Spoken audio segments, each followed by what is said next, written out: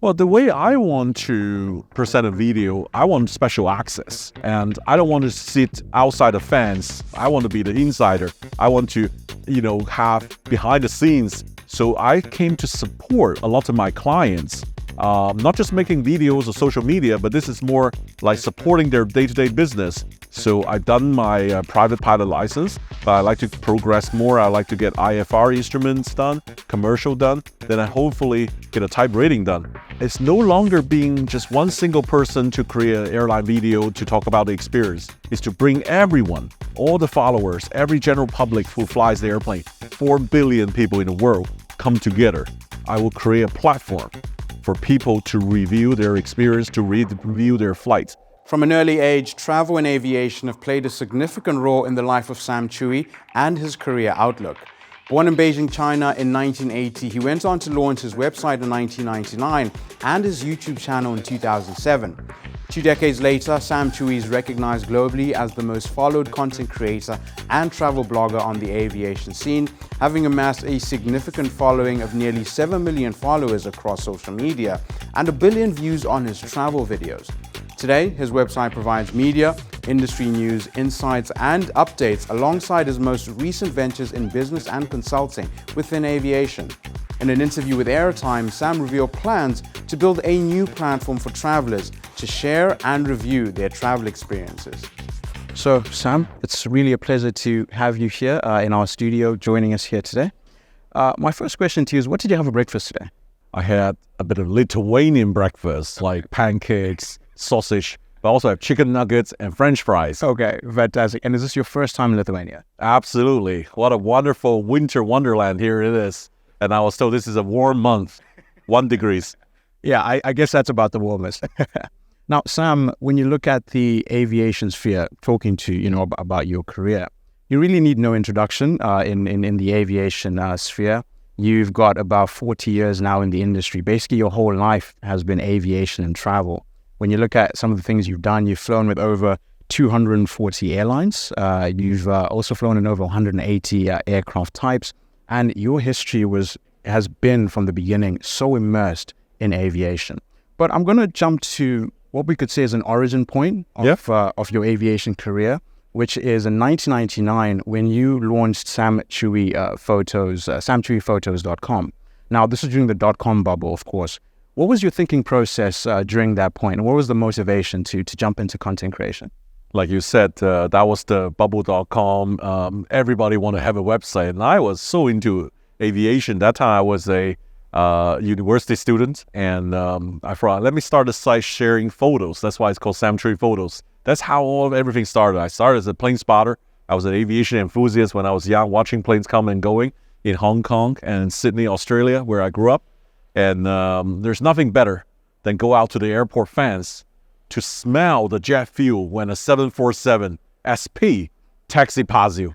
And the pilot sometimes wave at you as well. And you're just holding on the fence and look at them. It's wonderful. And then the next moment you just tell yourself, I want to be a passenger. I want to fly into that plane and see how it's like. And that's how it all started. Fantastic. Now, even on the 747, obviously you've written a book about it, and that is your favorite aircraft, as you've said publicly. And you're also very passionate about the big jets, remembering the big jets. That's one of your pieces that you sell commercially as well, remembering the big jets. Now, looking at some of your flight experiences, you flew on a BA's Concorde New York flight. This was back in 2003, back then.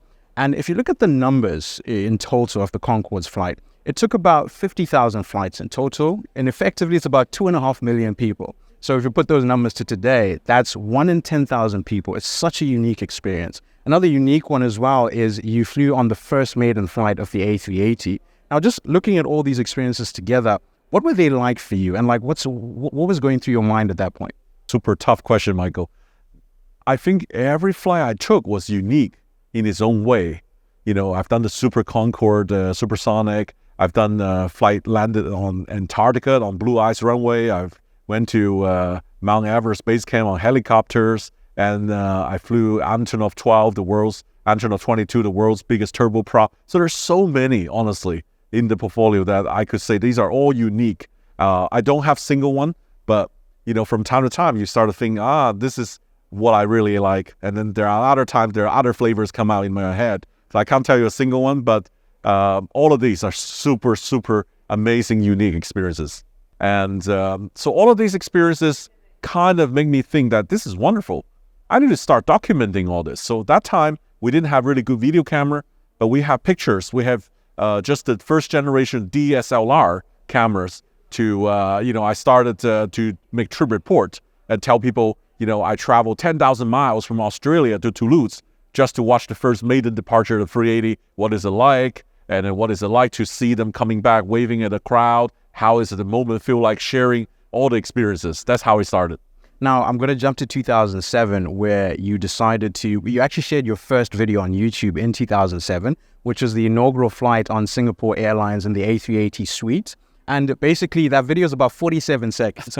Now, when you look at 2007 to today, you've amassed over 800 million views. You've got 499 videos that you've published. So maybe this is the 500th, who knows? But from that moment in 2007, was that the deciding factor to say, okay, I've been plane spotting, but I'm going to jump into video? It was all through random discovery, honestly. There's no walk the path or follow the path. It was just like, yeah, well, this was cool. Let me just, not so good video camera those days. So I uploaded one video.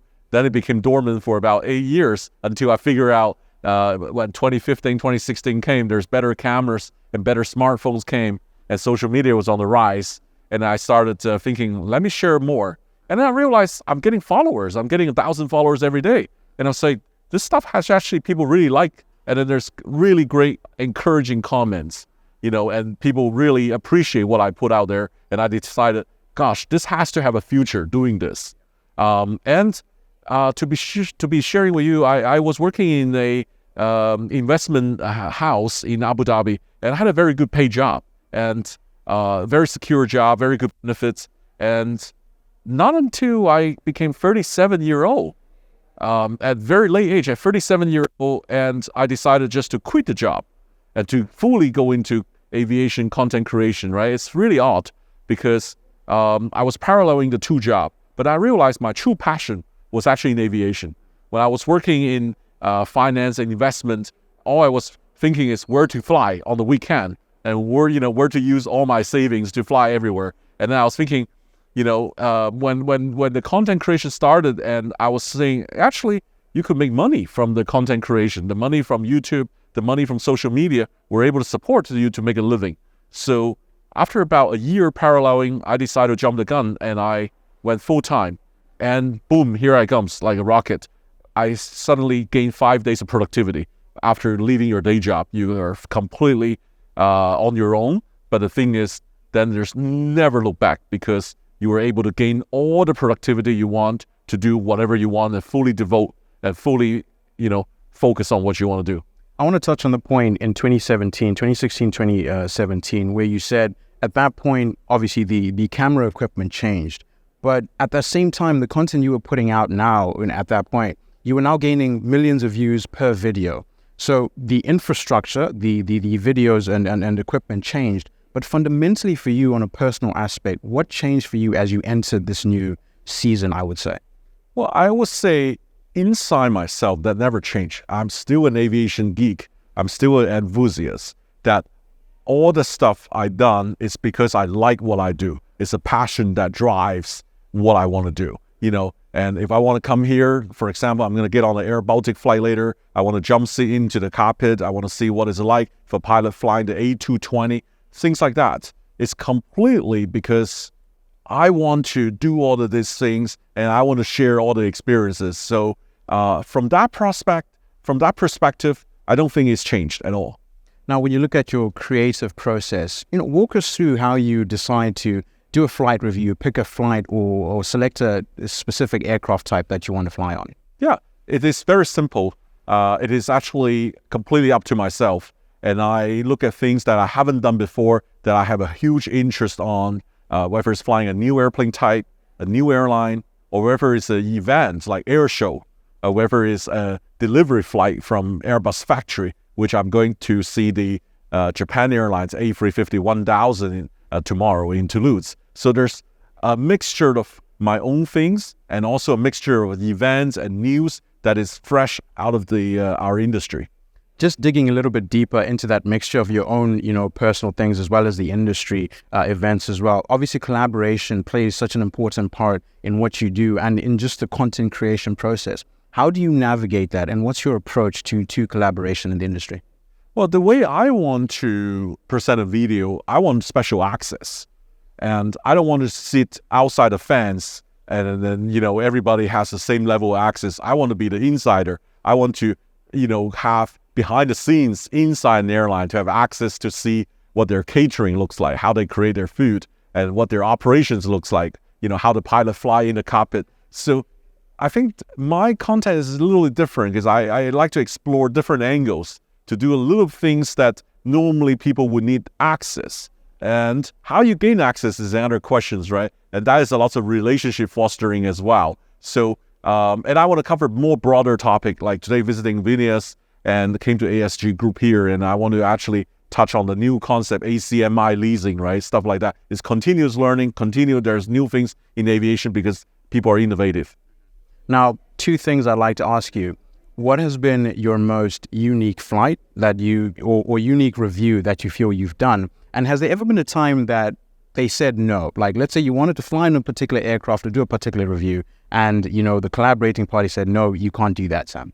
There's always challenges. There's always difficulties. Like, I have never flown the Antonov 225, sadly, because I assumed the plane will be there, and then now it's been destroyed, right? It's so sad. And there's always a lot of challenge and work behind the scenes to get permission. Not all the civil aviation authority allow you to jump seat, allow you to put camera in the cockpit. The FAA wouldn't do it on a Part 121 for the U.S. passenger airliners. So there's a lot of challenges there, but you got to put your solution hats on there. Say, okay, you can't do this, but what if we do this, or what if we do that? So there's lots of things that can give you new energy, that can give you new scope as well. Now, I'm going to take us slightly on a tangent here and take a broader look at what you've built and amassed. Obviously, you do have your website, samchui.com, in which you share, there's the photos, but also the videos, and you've got news there as well, and a lot of updates, which are very much industry related. And when you look at your social media following as well, across all your platforms, it approaches 6.5 million followers across all those platforms. Now, to manage it on your own might be a behemoth task. So do you have a team that helps you manage all that, or are you handling it all yourself? Well, to be very honest, I was handling the most of it up to a point that I figured that I could use some synergies. And so I do have two very good friends as editor that helps me doing music and graphics. So I'm still the original editor, and I do a lot of video on my own that I filmed it. And then I also go through the footage, I clean my footage, and I put them all together. Then I send out to one of the editors adding music and to do the final touch. So I would say I'm a bit of a control freak, that I like to have control in my own content. So, when you see people replying you from Instagram, that's my own. I'm actually replying you. On LinkedIn, I'm doing on my own. And now I have also a company that helps me to translate some of the YouTube long content into short forms in Facebook and in other platforms. So it's getting there, but still I like to maintain a touch of personality, which is myself. If someone wanted to replicate what you've built, what blueprint or what would you tell them to focus on? I would say the relationship, because like any business, the succeeding factor is if you are able to foster good relationship, you gain access, you have exclusive content, your content that benefit viewers, that viewers are enjoy watching it. So many multiple angles together. But if you just replicate people doing the same thing over and over, and I don't think you will get there. You need to do something that is your own kind of niche, that have your personality inside, which I think a lot of YouTubers have succeeded because they have their own niche. Now, I want to look at your flight experiences. Now, and in particular, all travel enthusiasts rely a lot on air travel happening. Now, when 2020 hit, when there was the downturn in traffic, obviously, a lot of that traffic almost disappeared overnight. Now, as a travel enthusiast, as a creator as well, what was the first, thoughts that went through your mind that, okay, this is happening now? What were your first thoughts? Well, 2020 is a year that a lot of people want to forget. And as an AF geek, we want to forget as well, because 747 is all fast track to retirement. Look at British Airways, Qantas, KLM, and all the 747 is like supposed to retire in 23, and they brought it forward. It's a horrible year. I was in a way, I was lucky. I still had mobility. I was living in the U.S. and I was able to move around. We don't have a lockdown as severely as Asia Pacific has. But I would really argue in COVID, I have changed. From 17 to 20, once I quit my day job, from 17 to 20, I was mostly focused on content creation. In 2020 and 21 came, I started an aviation consultancy that is focused on B2B, that is focused on business strategy, relationship, marketing, and intelligence. So I came to support a lot of my clients, not just making videos or social media, but this is more like supporting their day-to-day business. Like, because I have such a network of maybe 10, 20,000 of contacts all over the world. And a lot of my clients who require access of relationship saying, Sam, we need a person to help us in this country, or we have some AOG in here and here. Would you able to help? So I have this consultancy now able to help fostering relationship. And even now we're upgrading to helping people buying and selling transactions, merging acquisitions. So I don't know, I created a little bit of, from my B2C world of content into the business world. Now I'm running this consultancy business, which is also every day is a new day, and challenging day. It's all about thinking about solutions. And talking about thinking about solutions, how you took a situation and you analyzed it, you possibly saw a trend, and you executed on that trend in your own way now with your consultancy that you do have. What trends today would you say are more prevalent in the industry or really highlighted right now in the industry? If you look at Dubai Air Show as a recent example, a trend, on day one, the orders already exceeded the entire Paris Air Show in values, I believe. So aviation is fully back, and this is an exciting time. We're on the upslope right now, and aviation companies are investing themselves again. So many different aspects. There's sustainability aspects. We talk about SAF and all that stuff. There's also airlines are ordering new airplanes, and again, investing new product, new first class, new business class, new interiors. So the whole supply chain is driving through right now and is in an expanding phase, which is very exciting. That created opportunity for jobs for every level, for engineers, for pilots, for cabin crews, for administrations, everybody. Now, on the topic of sustainability, obviously there are a lot of trends right now in the industry. SAF implementation. Recently, there was Virgin Atlantic, which had its full 100% flight powered by SAF. Yeah. And you've also got eVTOLs, which are taking place in the industry, and urban air mobility as well. How do you think that will impact or influence the travel experience for the traveler? Yeah. With SAF issue, I'm not an expert, but I think I was told that the cost of getting SAF is very high. So whether, the question is who is going to absorb the cost, whether it's going to pass from the government to the airlines and then to the end user, which is passengers, which then we're going to bite the bullet. We're going to pay a much higher fare just because of, embracing the idea of SAF. That's also quite debatable right now. And then the industry issues to ram up with all of these sustainable fuels, right? And then right now there's not enough supplies to go net zero. And with eVTOL and stuff, these are exciting stuff that I hope, I've been seeing them at every air shows. There's many, many, many different companies producing some of the eVTOL, some of the hybrid, some of them are actually pilots flew electric airplanes. All is going to improve and beat the traffic, but there hasn't been certified. And then now I don't know how they will get certified. They need a lot of data. They need a lot of test flights to be satisfied. And there's going to be a standard in every place where they can fly as well. They can't just fly and cross each other. They have to fly standard routes. So, this whole thing hasn't developed fully, but it's promising because there is already a vision, and a lot of these test flights are taking place with the eVTOLs. And something maybe a little bit different. How do you stay on top of the industry in terms of news and developments? Obviously, you're flying quite a lot in the content creation. whether it's also post-production and having your consultancy as well. So where do you find the time to just stay up to date with what's going on in the industry? And it's funny, it's like I try to kill the, two birds in one stone, right? So I have a business meeting to go to somewhere, then I'll fly an interesting airline that I haven't reviewed or I haven't done a video on, and then I come to Lithuania for a business opportunity, but then I also try to maximize my trip, flying Air Baltic and make a video, try to just maximum enjoy everything to the full, right? So I hope that answers it. Now, earlier in the interview today, you mentioned how you almost stumbled into the content creation, or it was a self-discovery. Everything was discovery. And obviously now you've reached a point where you're also involved on the business side, whether you transition from B2C, now B2B with your consultancy as well, while still having the content production that you have. My next question is, what's next for Sam Chui? Yeah, so there's one very interesting thing I want to do. In fact, it was, in the making for the last 2 years, is, it's no longer being just one single person to create an airline video to talk about the experience. It's to bring everyone, all the followers, every general public who flies the airplane, 4 billion people in the world come together.